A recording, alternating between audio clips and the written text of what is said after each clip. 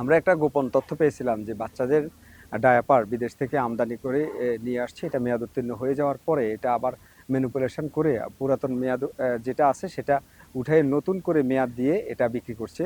তো আমরা এখানে এসে এটার সম্পূর্ণ সত্যতা আমরা পেয়েছি। আমরা দেখলাম যে ২০২৬ সালের ফেব্রুয়ারি মাসে মেয়াদ উত্তীর্ণ হয়ে গেছে এই ডায়াপারগুলির। এখানে অনেকগুলি ডায়াপার যদি আপনাদেরকে বলি ২০,০০০ পিস, এটা ওনারা যেটা বলছেন আমরা ধারণা করছি ২০,০০০ পিস হবে, যদিও আমরা গুনতে পারিনি।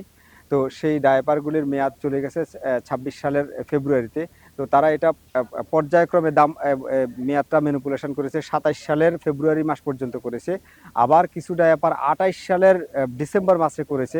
অর্থাৎ যতদিন এটা বিক্রি শেষ না হবে ততদিন তারা মেয়াদ বাড়াতে থাকবে। ২৮ সাল, ২৯ সাল এভাবেই বোঝা যাচ্ছিল। তো আমরা এটা তাদের সাথে আলোচনা করেছি। তারা এটা সত্যতা স্বীকার করেছে। তারা এটা অন্যায় করেছে।